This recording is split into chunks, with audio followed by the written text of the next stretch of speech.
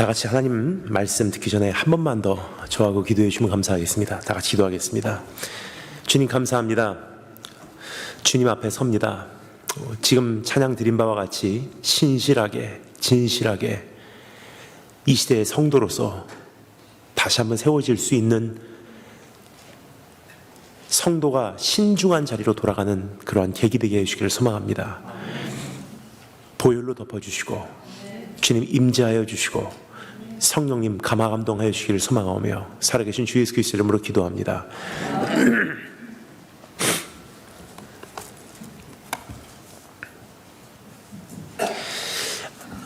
금요일 저녁부터 그 마음에 합한 자라는 주제로 우리가 다윗의 인생을 함께 살펴보고 있습니다.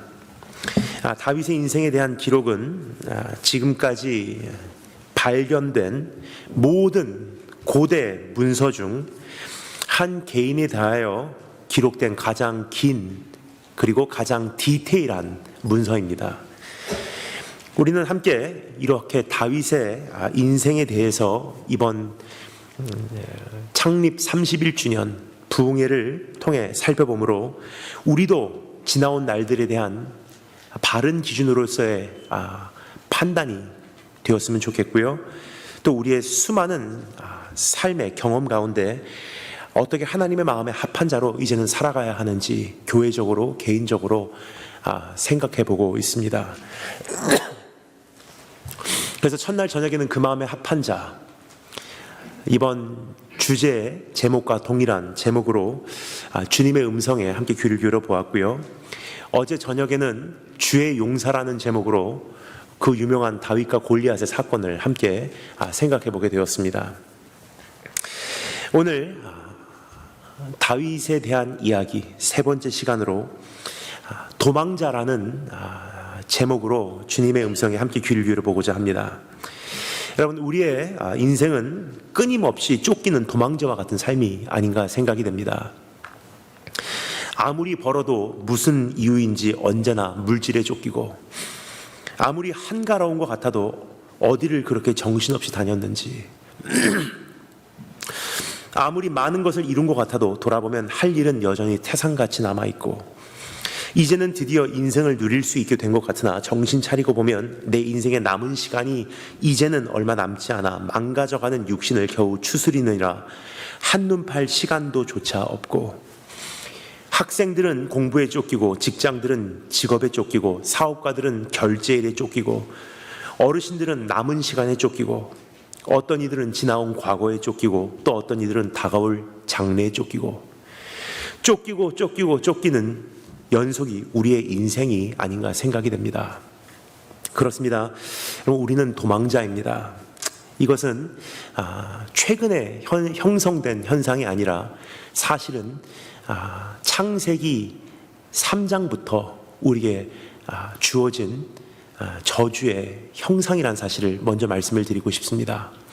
하나님께서 우리를 처음으로 창조하셨을 때는요, 에덴 동산을 관리하는 The Gardener, 정원지기로 우리를 부르셨습니다. 그러나 그 완벽한 하나님의 통치하심 속에서도 우리가 만족을 누리지 못하고 먹지 말라는 그 한 가지에 우리가 손을 댔을 때 결국은 우리의 죄값을 치르게 되죠. 그 결과는 무엇입니까? 에덴 동쪽으로 쫓겨나 거기서부터는 우리의 운명이 달라집니다.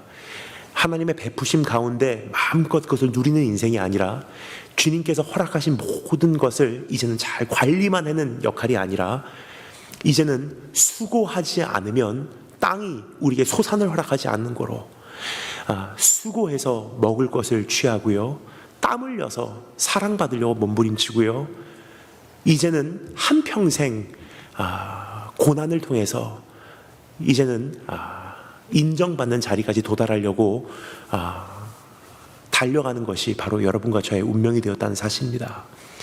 그렇습니다. 이제는 에덴 동쪽에 사는 도망자로서 사는 처지가 된 것입니다. 이러한 끊임없는 쫓김의 연속 속에서 어떤 이들은 지쳐버리고 파괴되고 강팍해지고 날카로워지고 혼란스러워지고 그리고 결국 자기 중심적인 사람으로 변하게 됩니다. 생존이 우선이 되기 때문입니다. 하지만 어떤 이들은 반대로 오히려 상황을 정복하고 자신을 다스리고 이웃을 품고 주어진 환경을 이제는 잘 관리하고 내 안에서 그 정원지계의 형상을 회복해 나가는 사람들이 있습니다. 결국 주님의 뜻을 성취하는 인물들입니다. 그래서 우리는 이와 같은 질문을 하게 됩니다. Either you break it or make it. 도망자로서 삶을 사는 것은 이제는 깨진 세상, 타락한 세상에서는 피할 수 없는 현실이 되겠지만 하나님 안에서 우리는 어떻게 이 삶을 정복할 수 있는가?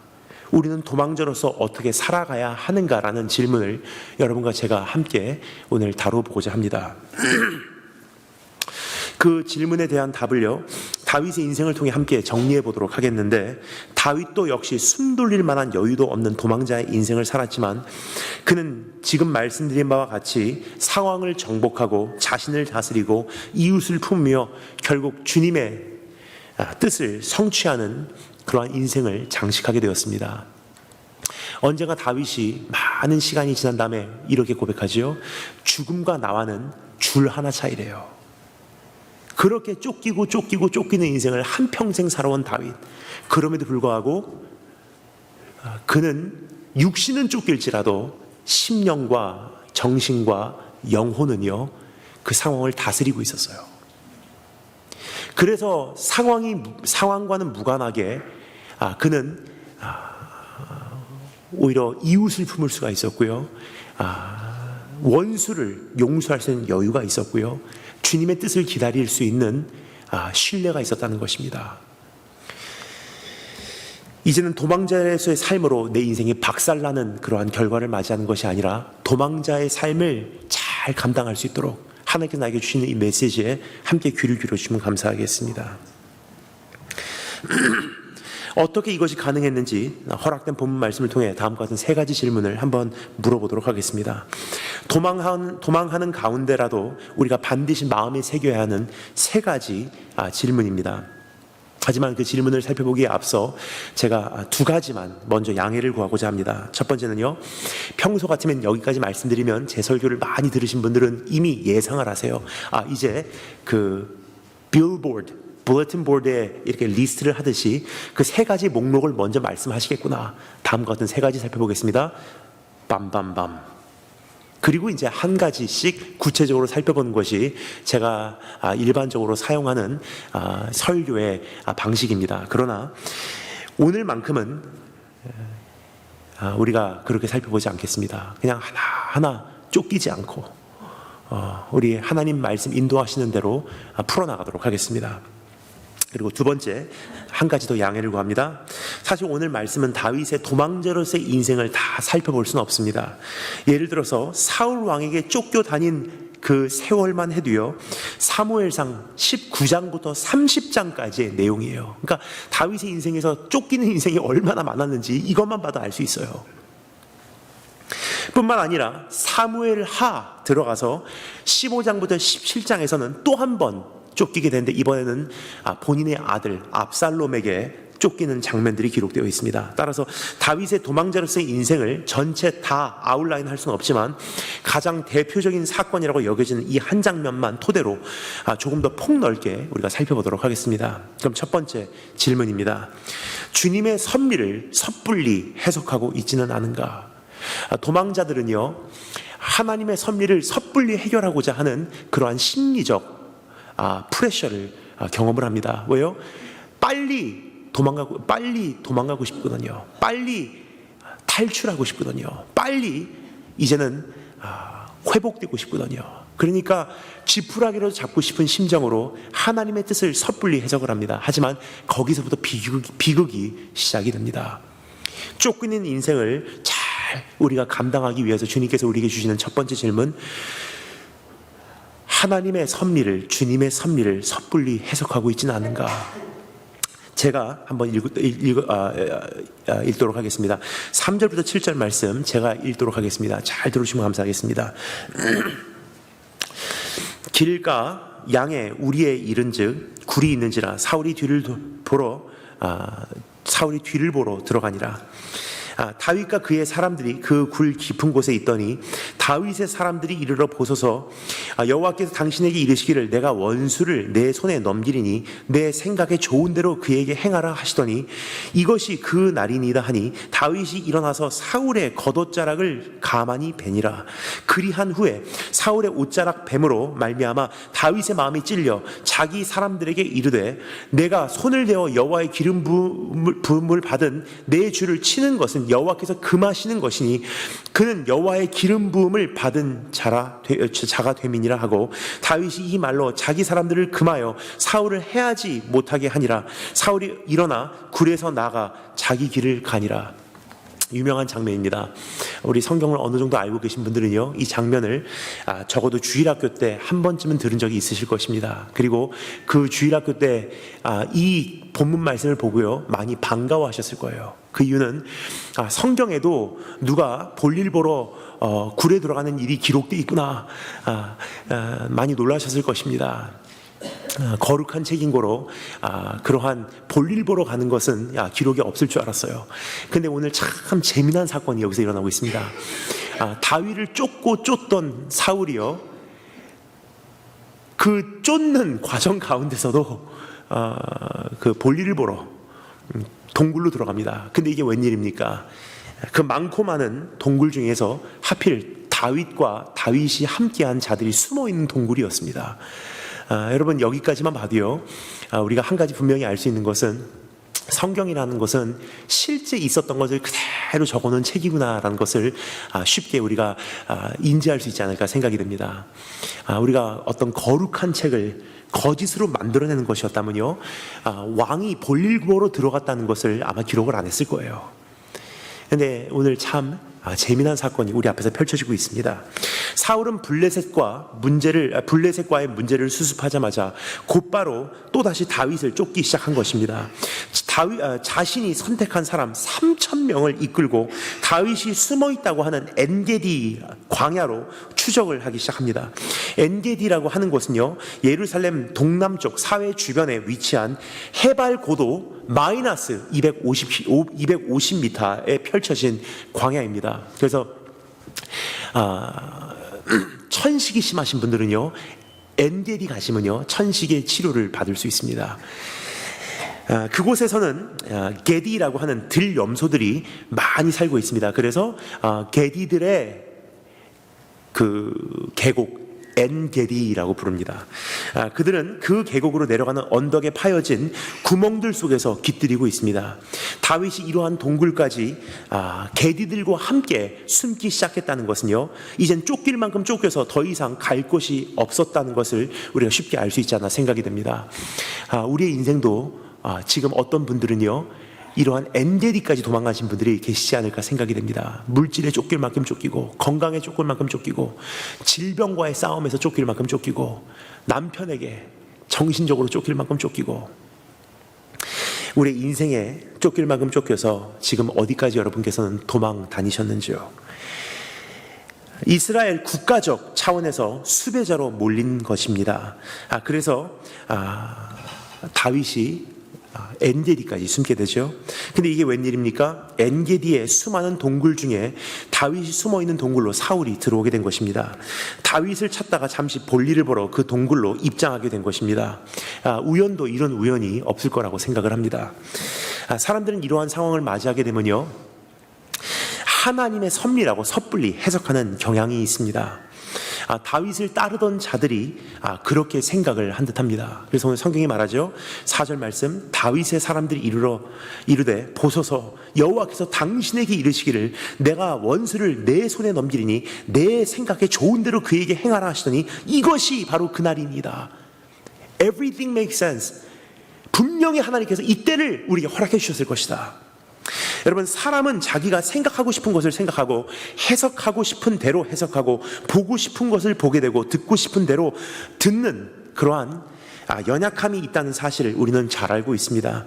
비록 그러한 약점이 나에게는 없다고 자부하겠지만 나의 생존 문제가 연루되게 되면요, 누구도 예외는 아닐 것이라고 생각을 합니다. 오늘 이 본문 말씀에 의하면 다윗을 따르는 자들도 이와 같이 반응한 것 같습니다. 주님께서 말씀하시지도 않은 근거 없는 이야기를 그럴듯하게 말하며 벌어진 현실을 하나님의 섭리로 끼워 맞추는 그들의 모습을 오늘 이 본문 말씀을 통해서 목격할 수 있지 않을까 생각이 듭니다.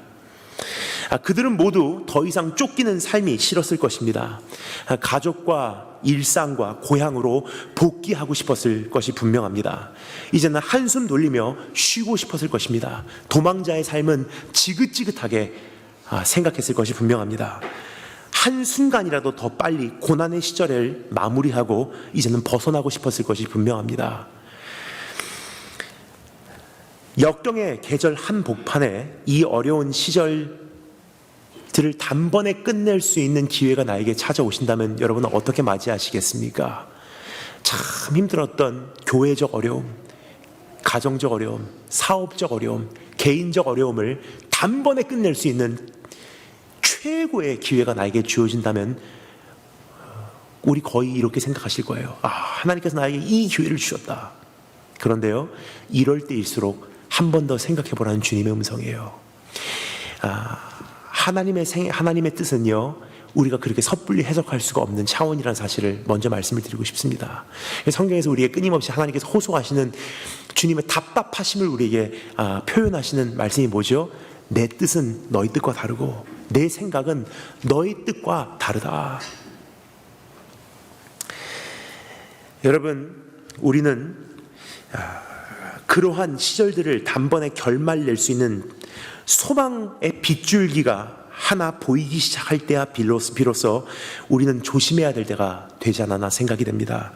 지푸라기라도 잡고 싶을 때 절대로 지푸라기라도 잡아서는 안 된다는 것입니다. 함께 지난 12년 동안 사역했던 한 형제가 있습니다.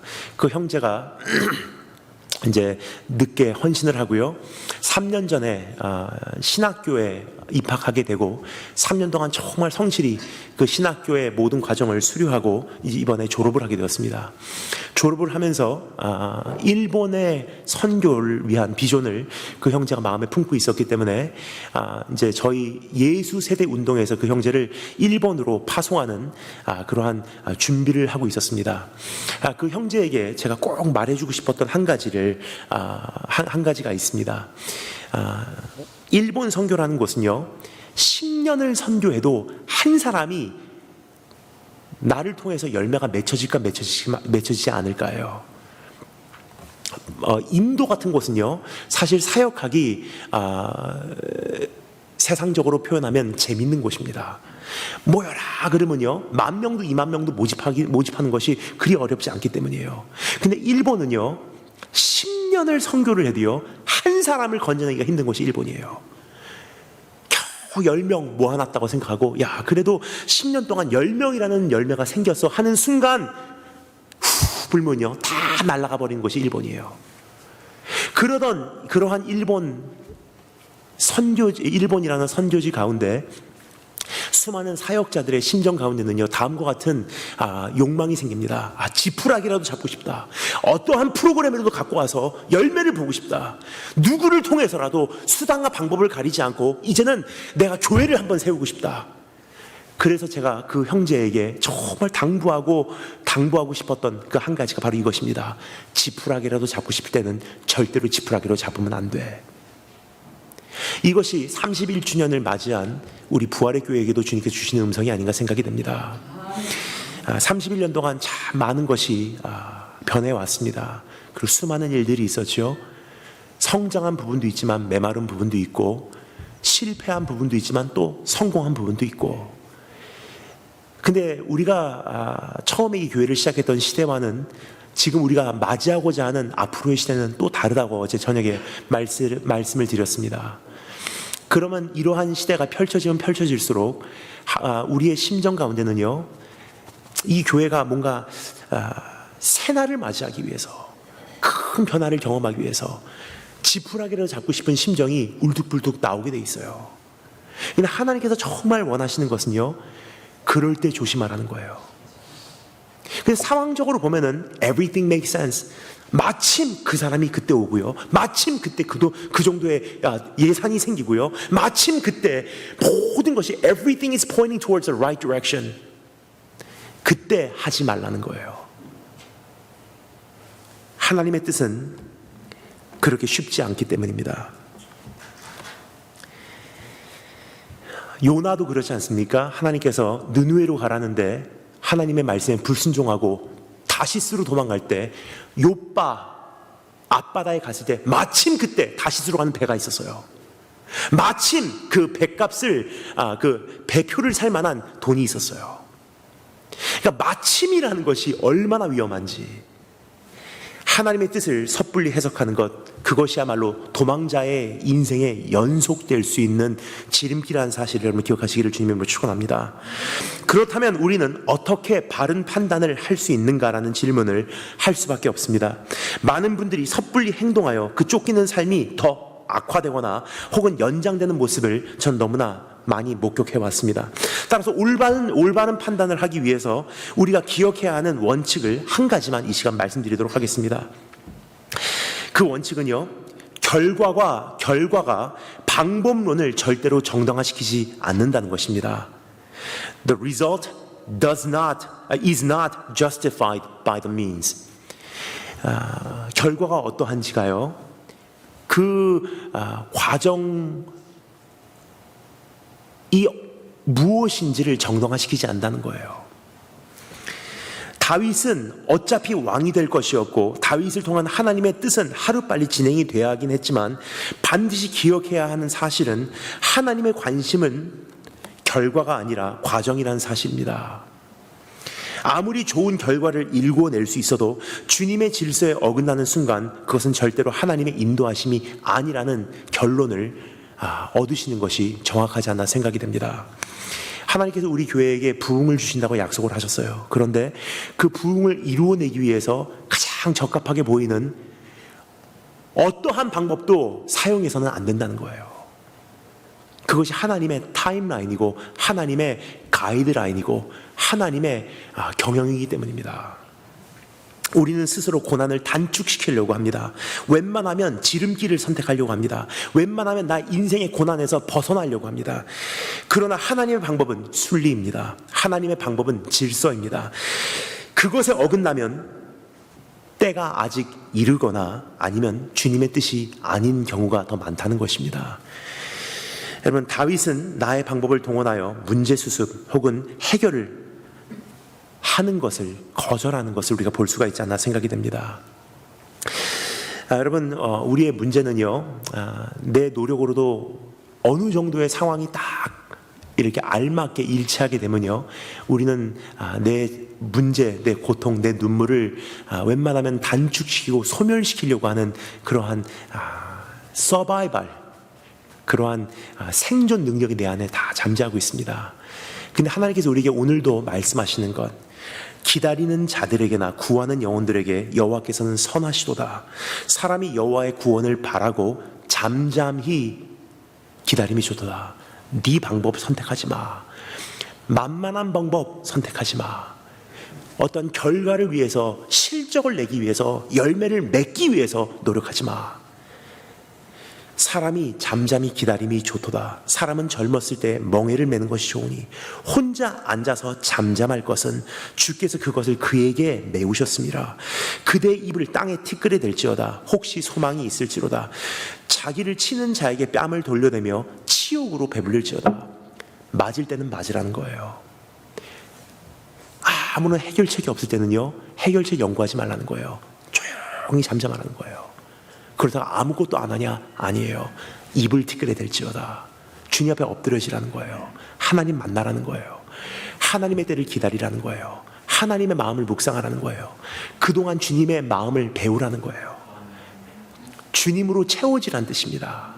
그래서 여러분, 저는 수많은 교회를 다니는데 한 가지 너무 안타까운 것은요, 주님께서 그 교회에게 허락된 10년이라면 10년, 20년이라는 20년이라는 기간, 조용히 있어야 되는 기간을 교회에게 허락해 주세요. 그 이유는요, 열매들이 맺혀지기 전에 그 교회가 하나님을 알아가는 지식으로 충분히 채워져야 되는 숙성되는 기간이 필요하기 때문이에요. 근데 너무나 안타까운 것은요, 수많은 사람들이 조급해요. 그래서 그 기간을 잘 넘기지를 못하고요, 수단과 방법을 가리지 않고 하나님의 때를 앞당기려고 하는 그 경우를 많이 보게 됩니다. 너무나 많은 경우 부작용으로 끝나요. 산산조각 나는 것으로 끝납니다. 그러나 오늘 하나님께서 우리에게 주시기를 원하시는 말씀은요, 그 멍에를 하나님께서 메우셨습니다. 혼자 앉아서 잠잠할 것은 주께서 그것을 그에게 메우셨습니다. 그대의 입술을 땅에 티끌에 댈지어다 혹시 소망이 있을지로다. 하나님께서 우리 교회에게 주신 잠잠한 계절, 이제는 그것을 낭비하지 마시고 조용히 주님 묵상하고 주님 만나고 주님과의 추억을 쌓고 주님을 더 깊이 알아가고 내 안에 주님을 아는 그 깊은 내용으로 더 충만해지고 내공이 쌓여지고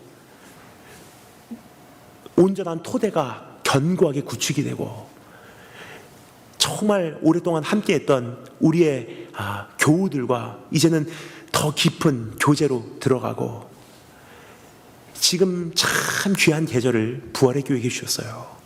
이 계절을 이제는 최대한 극대화시켜서 사용하시는 축복이 있기를 주님의 이름으로 축원합니다. 사실 이것이 저에게도 주신 축복이에요. 많은 분들이 저에게 여러 가지 방법론을 이야기하세요. 다니엘 목사님 빨리 결혼하셔야 되기 때문에 이번 집회에 오셨으니까 이 자매를 만나보시면 어떻습니까?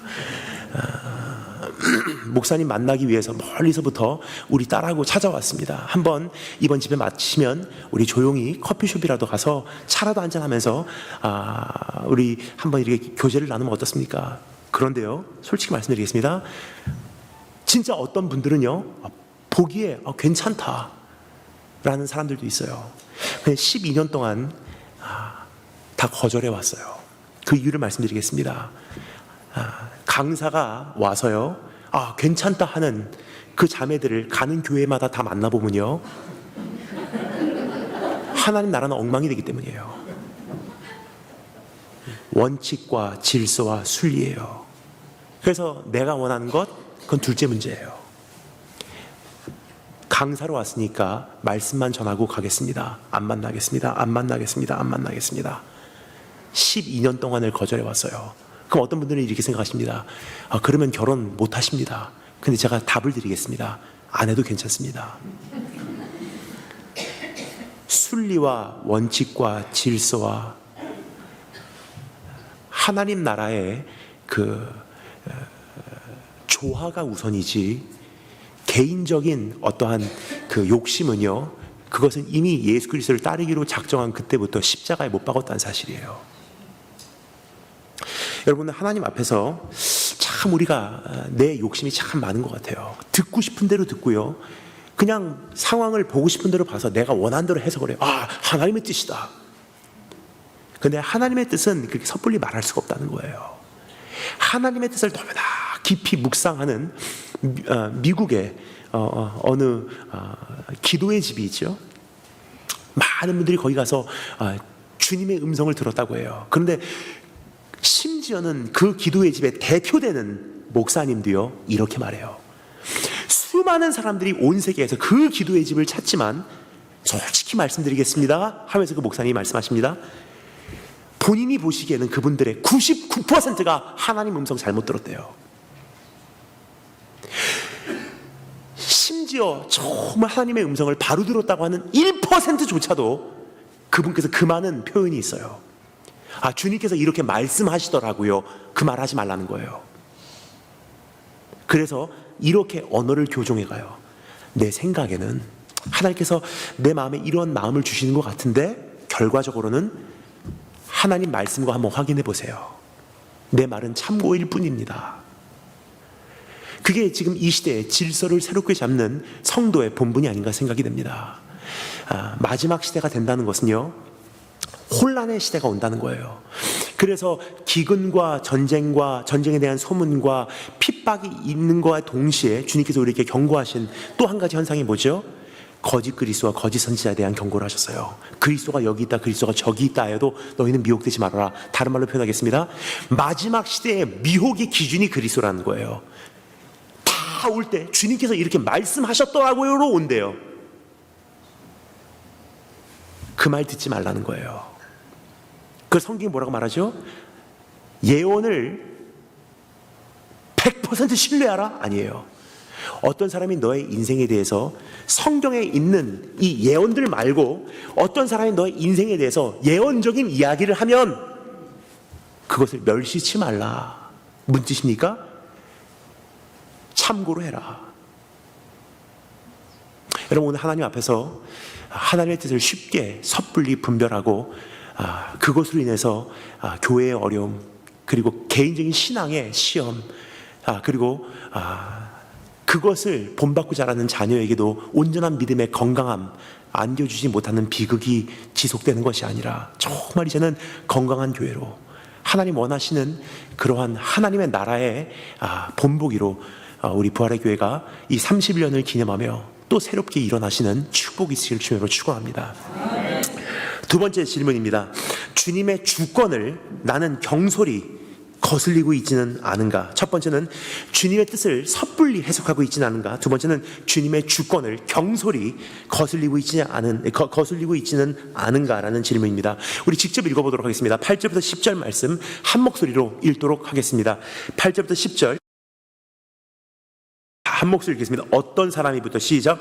어떤 사람이 나를 권하여 왕을 죽이라 하였으나 내가 왕을 아껴 말하기를 나는 내 손을 들어 내 주를 해하지 아니하리니 그는 여호와의 기름 부음을 받은 자이기 때문이라 하였나이다. 아멘.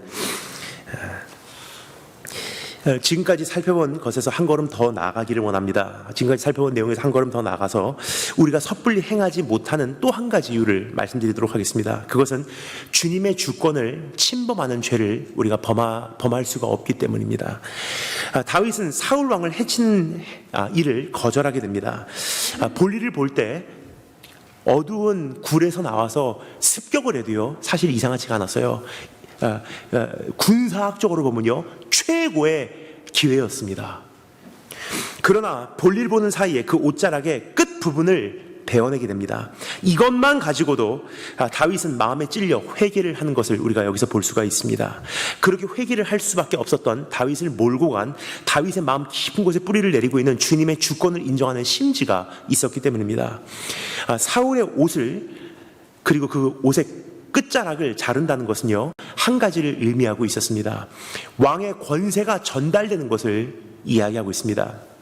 고대 시대에 the robe of the king, king's robe, 왕의 옷이라는 것은요 그냥 왕이 걸치고 있는 어떠한 패션이 아니었었어요.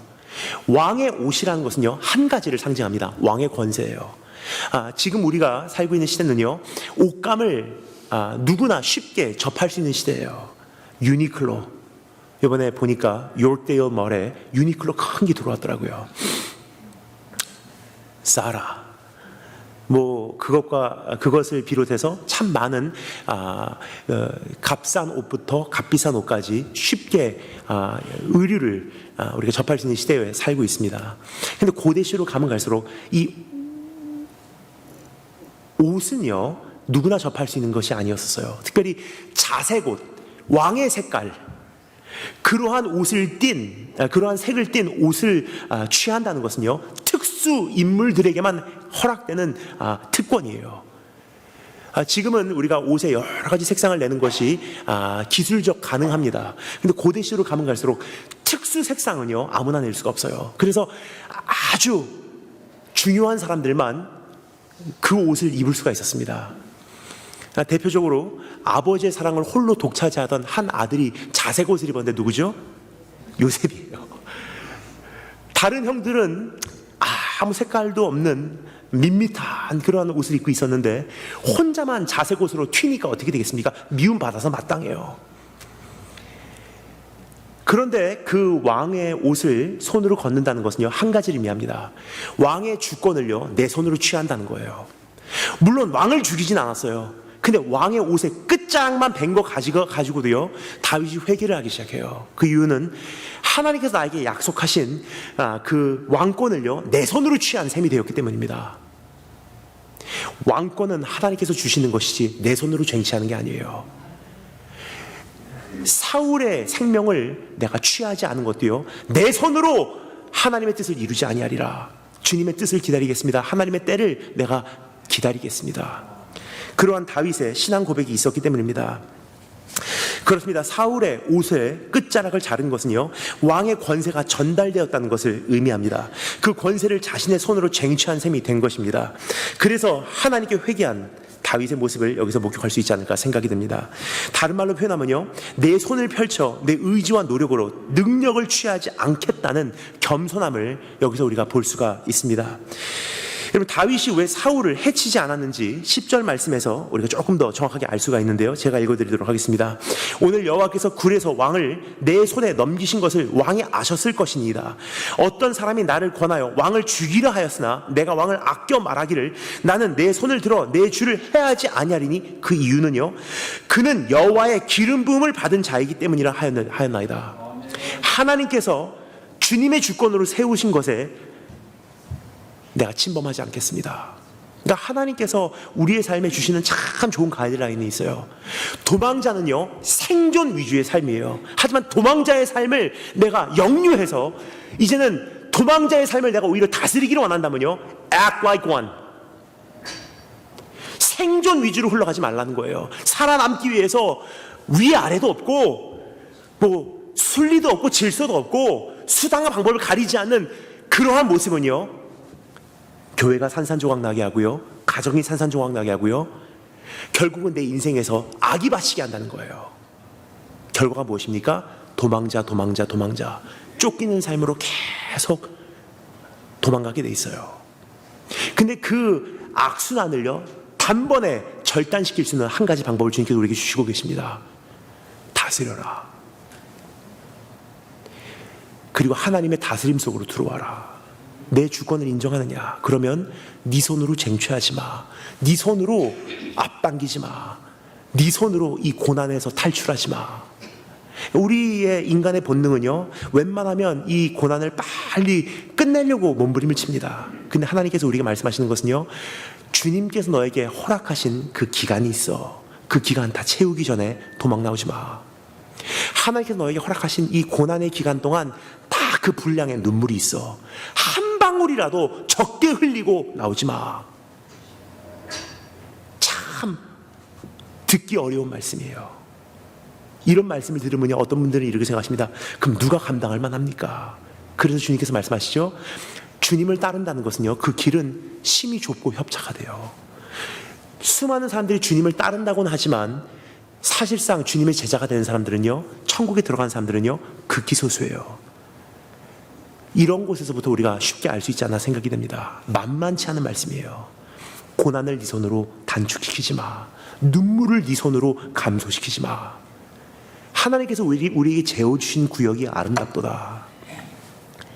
딱 주님의 무한하신 지혜로 판단해 보실 때, 주님의 무한하신 사랑으로 판단해 보실 때 나에게 딱 허락된 분량이 있어요. 기간이 있어요.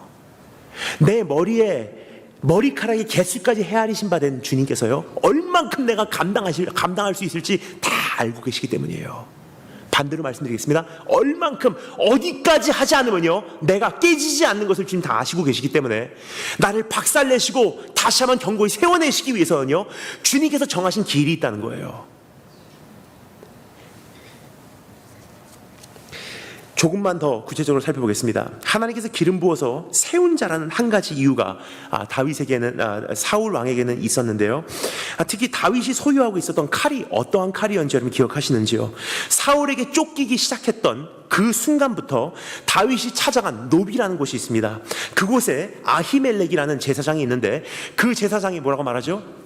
다윗이 무기도 없이 빈손으로 쫓겨 나오니까 아히멜렉이 그곳에 장식돼 있었던 그 칼을 하나 다윗에게 줘요. 차라리 이거라도 사용하십시오. 그 칼은 어떤 칼이냐?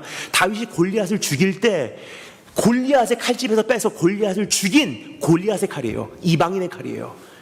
승리의 상징으로 아히멜렉에게 그 칼이 전달되어 왔는데요. 나중에 다윗이 쫓기기 시작하면서 아히멜렉이 그 칼을 다윗에게 돌려줍니다. 우리에게는 이 칼밖에 없습니다. 차라리 이거라도 써주신다면 당신이 어느 정도 살아남을 수 있지 않을까 생각이 듭니다. 그 칼을 받은 거예요. 지금 다윗이 동굴에서 갖고 있는 칼은 무엇입니까? 골리앗의 칼, 이방인의 칼이에요. 그럼 하나님께서 기름 부으신 이스라엘의 왕, 아무리 나쁜 악한 왕이라고 해도요, 그 기름 부으신 자를 이방인의 칼로 칠 수가 없다는 거예요. 여기까지만 봐도 우리가 쉽게 한 가지 정리되지 않을까 생각이 됩니다. 자기의 소원이 아니고요, 자기의 어떤 욕망이 아니고요, 그 어떤 것이 앞서는 것이 아니라 하나님의 영광이 앞서고 있어요. 그러니까 하나님의 주권을 우선으로 우리의 도망자의 삶을 가이드라인 삼아 산다는 것은요, 거기서 가장 중요한 건 내가 이것을 취함으로 하나님께 영광이 되냐 영광을 가리냐. 먹든지 마시든지 무엇을 하든지 너희가 하나님의 영광을 위하여 하라.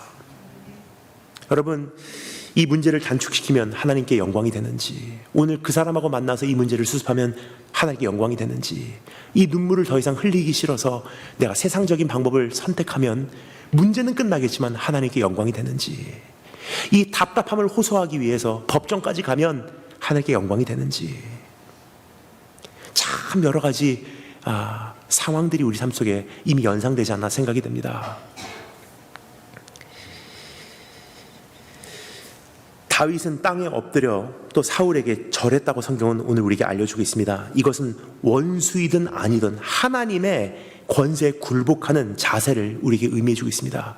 나중에 굴에서 나와서요, 다윗이 사울 앞에 절하면서 가요. 참 기가 막힌 자세가 아닌가 생각이 됩니다. 원수인데, 자기를 죽이려고 쫓아다니는 사람인데, 분명히 하나님께서 기름을 거두으셨는데 사울 왕에게 다윗이 절하면서 나가요. 이것은 하나님의 주권에 내가 굴복하는 모습을 우리에게 보여주고 있습니다. 내가 섣불리 해석하면 하나님의 주권을 대항하는 죄를 범할 수 있다는 사실을 여러분 반드시 기억하시고, 주님께서 세우신 자, 하나님께서 세우신 질서, 순리, 여기까지 말씀드리면요, 그러면 목사님, 어떻게 우리가 그러면 언제까지 기다려야 됩니까? 이런 일이 있었습니다. 제가 잠시 짧게 말씀드리고 다음으로 넘어가도록 하겠습니다. 오랫동안 저하고 교제했던 이스라엘의 한 선교사님이 계십니다.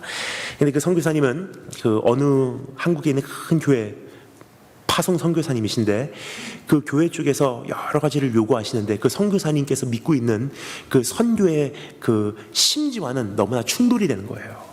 교회 쪽에서는 프로그램을 원하고요, 그래서 실제적인 어떠한 열매를 거두어내기를 원하는데, 이스라엘을 아시는 분들은 저와 공감하실 것입니다. 이스라엘은요, 일본과 동일하게, 사실 일본과도 사실은 더 어렵게 한 사람의 유대인이라는 열매를 보기 위해서는요, 거의 30년을 투자해도 있을까 말까예요. 근데 이분은요, 프로그램으로 하나님 나라를 확장할 수 없는 거로 난 프로그램 하는 것을 거절합니다. 그냥 충실히 관계를 통해서 한 사람의 열매를 내가 보고야 말 것입니다. 하지만 시간이 걸립니다.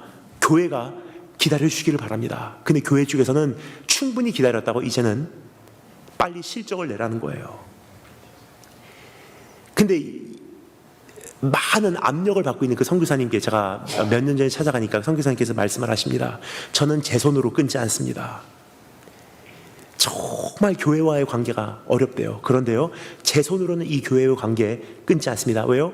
청년 때 나를 파송한 교회고, 참 하나님께서 그 교회를 통해서 내 삶 속에 일하신 것이 너무나 많기 때문에 난 이 교회와의 신실함을 지켜내겠습니다. 하지만 딱 한 가지의 때에 이 교회와 나와 이제는 하나님께서 이제는 다른 길로 가라고 하시는구나, 그렇게 하나님의 뜻으로 받아들이겠습니다. 그게 언제냐?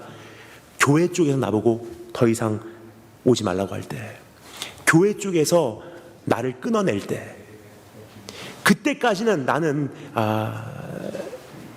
내 뜻을 섣불리 이뤄내지 않겠습니다.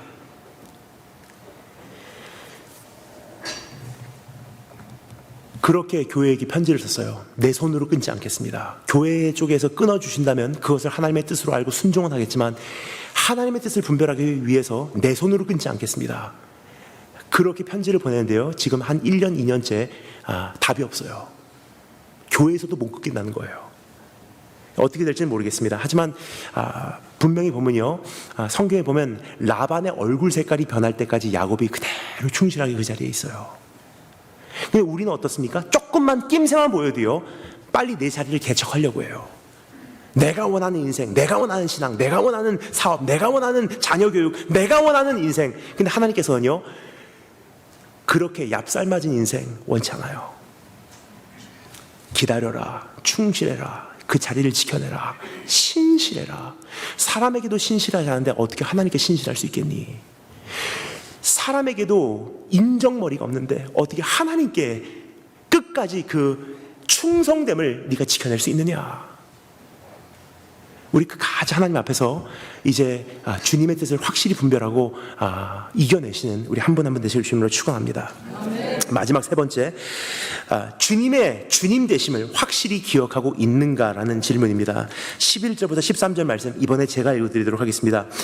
주님의 주님 되심을 확실히 기억하는 것, 그것이 도망자의 삶의 가장 귀한 또 하나님의 메시지가 아닌가 생각이 됩니다. 내 아버지여 보소서, 사울에게 말합니다. 다윗이 말합니다. 내 아버지여 보소서, 내 손에 있는 왕의 옷자락을 보소서. 내가 왕을 죽이지 아니하고 겉옷자락만 베었은즉 그 손에 악이나 죄가 없는 줄을 오늘 아실지어다. 내가 왕을 죽이지 않으려고 한 것 왕 잘 알지 않습니까? 이제 오해를 풀어주소서라는 뜻이에요. 왕은 내 생명을 찾아 해하려 하시나 나는 왕에게 범죄한 일이 없나이다. 여호와께서는 나와 왕 사이를 판단하사 여호와께서 나를 위하여 왕에게 보복하시려니와 내 손으로는 왕을 해하지 아니하리로다. 옛 속담에 말하기를 악은 악인에게서 난다 하였으니 내 손이 왕을 해하지 아니하리로다. 참 기가 막힌 고백이에요. 하나님 때문에 내가 당신에게 손대지 않겠습니다. 복수하실 것도 하나님이시고 공의를 이루실 것도 하나님이시고 내가 잘못했으면 나를 경책하실 것도 하나님이시니 내가 섣불리 내 손을 대지 않겠습니다라는 뜻이에요. 지금 수많은 교회들이 가장 필요한 메시지가 바로 이것이 아닌가 생각이 됩니다. 지금 지식이, 정보가, 왕래가 빨라졌다는 것은요, 이젠 성도들도 웬만한 사역자들만큼 안다고 착각을 해요. 그러니까 무슨 주님을 기다리는 신부들, 마지막 시대에 대한 인터넷 사이트가 참 많더라고요. 저는 직접 들어가 본 적은 없어요. 사실 보기가 싫기 때문이에요. 근데 많은 분들이 거기서 글을 올리는 내용을 전해 들은 적은 있습니다. 그럼 그 내용에 보면요, 어찌나 선생님들이 많은지, 마지막 시대는 이런 시대입니다. 어떤 목사님께서 이렇게 말씀하시더라고요. 이렇게 우리의 믿음을 지킵시다. 근데 지금 이 시대에 가장 필요한 것은요, 마지막 시대는 비상사태인지라 내 목소리가 안 들려야 되는 시대예요. 군대에서도요, 평화시와 비상시, 전쟁시는요 상황이 달라요. 평화시에는요 인권 인정됩니다. 너도 한번 말해보렴, 너도 한번 말해보렴. 우리 민주주의 같이 모두의 목소리를 우리가 다 우리 고려합시다. 근데 전쟁시에는요 어떻게 되죠? 내 인권 중요하지 않아요. Commander says, 대장이 말하면 집행이 되는 거예요. 내 생각이 어떻든지 내 의견이 어떻든지 별로 중요하지 않습니다. 그럼 마지막 시대는 환란의 시대예요. 마지막 시대는 비상시예요. 그럼 마지막 시대에 대해서 정말로 조금이라도 이해가 있으신 분들 같으면요 내 말 안 올려요. 근데 안타까운 것은 지금 이 시대는요 너무나 할 말들이 많다는 거예요. 교회에서나 가정에서나 사업에서나 일터에서나 다 선생 노릇을 하려고 해요. 근데 이 시대는 입을 다물어야 될 때예요. 아는 척하지 말아야 될 때예요. 보내신 그곳에서 충실히 내 자리를 지켜내야 될 때예요. 이것이 교회의 질서예요. 이것이 하나님의 뜻이요. 이것이 하나님께서 우리에게 요구하시는 순리입니다. 이것이 되면요 더딘 것 같은데 하나님의 때가 차면은 반드시 열매를 맺게 되기 때문이에요. 이것이 무너지게 되면요, 무슨 이유로 간에 이것이 무너지게 되면요 하나님의 나라는 세워지지 않습니다.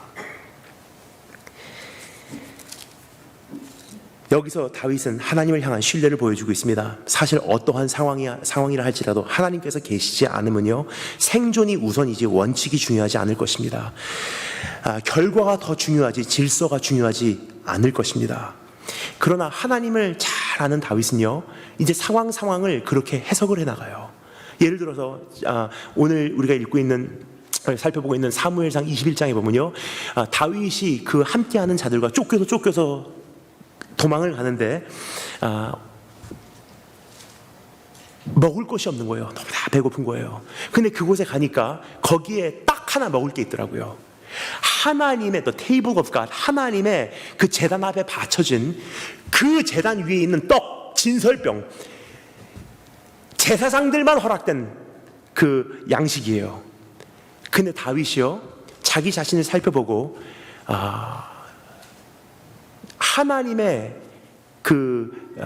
모든 율법의 원칙을 이해를 해요. 하나님께서 그것을 먹지 못하게 한 것은요, 우리에게 고난을 주시기 위해서가 아니라 하나님의 질서를 설립하기 위함이고, 성별됨을 위함이고, 하나님의 어떠한 그 뜻을 집행하기 위함이에요. 또 동시에 하나님은 사랑의 하나님, 인자의 하나님, 긍휼히 여기신 하나님, 배고픈 자를 먹이시기를 원하시는 하나님, 이 두 가지를 다 알고 있는 다윗이에요. 그래서 결론은 어떻게 됐습니까? 그 진설병을 먹어요. 그리고 고비를 넘기게 됩니다. 그러니까 다윗의 인생을, 도망자로서의 인생을 한번 추적을 쭉 해보잖아요. 참 기가 막혀요. 이 도망자로서의 인생을 잘 살아 넘길 수 있었던 한 가지 가장 중요한 것은요, 하나님에 대해서 안다는 거예요. 오늘 이 시대에 우리에게 필요한, 그리고 우리에게 요구된 숙제가 바로 이것이 아닌가 생각이 됩니다. 문제 수습 방법은 다 알고 있어요. 새로운 프로그램 다 연구합니다. 다 기가 막히게 노하우들은 잘 알고 있어요. 그리고 그 노하우들을 얼마나 잘 습득을 하는지, 성공하는 사람들의 5가지 습관, 역경을 돌파하는 7가지 노하우, 책 공부해서요 다 준비를 해요. 그런데요, 하나님께서 오늘 이 시간 도망자로 살고 있는 교회, 도망자로 살고 있는 인생을 향해서 우리에게 선포하시는 말씀은 이것입니다. 나를 알아라. 하나님의 섭리와 하나님의 뜻과 하나님의 경영을 조금 우리가 이해를 하면요, 참 희한해요. 도망자의 삶은 현실은 변하지 않아도요, 그 안에서 내 영혼 평안해. 더 이상 안 쫓겨요. 주님의 뜻을 이루소서. 고요한 중에 기다리니. 상황은 쫓기는 상황이에요. 근데 참 희한해요. 내 영혼은 그 상황을 다스리고 있더라고요. 여러분, 그렇습니다. 우리의 삶은요, 둘 중에 하나가 아닌가 생각이 됩니다. 관리자로서 살아가냐, 도망자로서 살아가냐. 근데 도망자로서 살아가면 관리를 한다는 것은 사치더라고요. 여러분, 도망하는 사람들이 관리에 신경 쓰는 사람들 많이 없습니다. 그 우리의 인생에 거의 90% 인생의 수많은 고뇌와 문제와 눈물과 고난은요, 관리만 잘해도 없어지는 문제들이에요, 사실. 그러니까 가만히 분석해 보면요, 다 관리더라고요. 90% 이상이 다 관리예요. 예를 들까요? 여자분들 좋아하시는 네일 관리, 피부 관리, 치아 관리, 건강 관리 뿐만 아니라 시간 관리, 물질 관리, 인간 관계 관리, 내 입술 관리, 다 관리예요. 이 관리만 잘 해도요, 사실 인생에서 겪는 고통과 아픔과 고민과 내 역경과 이것이 어느 정도는 다 절감될 수 있다는 거예요. 관리만 잘해도. 그런데 문제는요, 관리를 못해요, 우리가. 그 이유가 무엇입니까? 쫓기는 인생을 사니까. 오늘 살기에 바쁜데 무슨 치아 관리입니까? 정말 늦게 퇴근하고 돌아와서 새벽 3시에 밥 먹고 자기도 바쁜데 무슨 양치입니까? 그렇죠? 먹고 살기도 힘든데 무슨 피부 관리입니까? 무슨 네일 관리입니까? 무슨 인간 관리입니까? 이 문제를 해결하는 게 먼저지. 그러니까 도망자들에게는요, 생존이 우선이지 관리가 우선이 아니라는 거예요. 근데 분명히 기억하시기 바랍니다. 관리자로 돌아가지 않는 한 이 도망자는요, 도망가도 끝이 없어요. 결국 도망가다가 끝나는 거예요. 그런데 주님께서 우리에게 약속하시는 것은요, 참 기가 막힌 말씀이에요. 예수 그리스도 안에 있는 우리는 뭐라고요? 이제는 새 것이래요. 새로운 피조물이래요. 해석합니다. 이런 뜻이에요. 이전 것은 지났으니 보라, 새 것이 되었도다. 이것은요, 우리를 다시 한번 에덴으로 초청한 하나님의 음성이에요. 더 이상 도망자 아니야. 이제는 관리자로 돌아와라. 정원지기로 돌아와라. 그럼 어떻게 되죠? 이제 하나님의 통치하심 속에서, 주님의 인도하심 속에서, 주님의 베푸심 속에서 주님을 신뢰하기에, 하나님, 나는 내 손을 내서 보암직한 그 문제 해결 내가 따먹지 않겠습니다. 주님께서 정해주신 이 구역이 아름답도다. 나에게 허락하신 것이 이거라면 이것으로 최선을 다하겠습니다. 나에게 허락하신 것이 이것이라면 이것으로 충분히 만족하겠습니다. 한 가지만 말씀을 나누고 말씀 마치도록 하겠습니다. 여러분, 사람이 위기에 처하기 전까지는요, 내가 지금 갖고 있는 것이 얼마나 축복된 인생인지 우리가 감지를 못하는 것 같아요. 위기에 처했을 때 비로소 내가 며칠 전까지만으로 돌아가도 얼마나 좋을까라는 생각을 해요. 항상 우리는 저기 강 건너 더 푸르른 초장을 보고 부러워하고 있습니다. 저것만 있으면 얼마나 좋을까? 이것만 있으면 얼마나 행복할까? 이것만 해결되면 내가 더 이상 인생에 바랄 것이 없을 텐데, 사업만 잘 되면, 이것만 성공시키면, 결혼만 하면 이젠 정말 행복할 텐데. 근데 그것은 뭐죠? 도망자의 삶의 심정입니다. 근데 그것이 있는 한 쉼이 없어요. 안식이 없어요. 내 삶에는 쫓기는 인생은 끝나지 않습니다. 그런데요, 오늘 하나님 베푸심 속으로 에덴으로 정원으로 돌아오면요, 하나님께서 참 보기 좋다. 나에게 허락하신 가정, 비록 조금 산산조각 나고 어려움을 당하고 홀로 내 자녀들을 양육할 수밖에 없고 재정적으로는 어렵고 가난하고 정말 힘든 상황 같은데 가만히 계수해 보잖아요. 하나님께서 나에게 가장 좋은 환경들을 주셨더라고요. 나에게 필요한 것들만 주셨더라고요. 그러면 주님의 그 손길을 정말로 신뢰한다면요, 이 고백이 나올 수밖에 없어요. 여호와는 나의 목자시니 내가 부족함이 없으리로다. 뭐죠? 부족함이 없다는 것은요, 도망자가 아니에요. 관리자예요. 오늘 예수님께서 십자가에서 다 이루신 분께서 나에게 이미 하나님 앞에 나올 수 있는 통로를 열어주시고 이제는 다시 에덴으로 돌아올 수 있는 그 길을 열어주셨습니다. 에덴으로 돌아오는데 한 가지 조건이 있어요. 뭐죠? 에덴으로 돌아오기 위한 딱 한 가지 조건. 이제는 인간들이 에덴에서 쫓겨나서 도망자로 살 수밖에 없는 그 인생을 맞이하게 되는데, 에덴으로 돌아와서 영원한 과실을 먹고 영생을 얻을까 봐 하나님께서 어떻게 하십니까? 그 앞에 두루 다니는 화염검, fiery sword, 불칼을 그 앞에 세워놓으셨어요. 누구든지 함부로 하나님의 하나님의 임재로 들어오려고 하다가는 이 불로 내려 침을 당하는 거예요.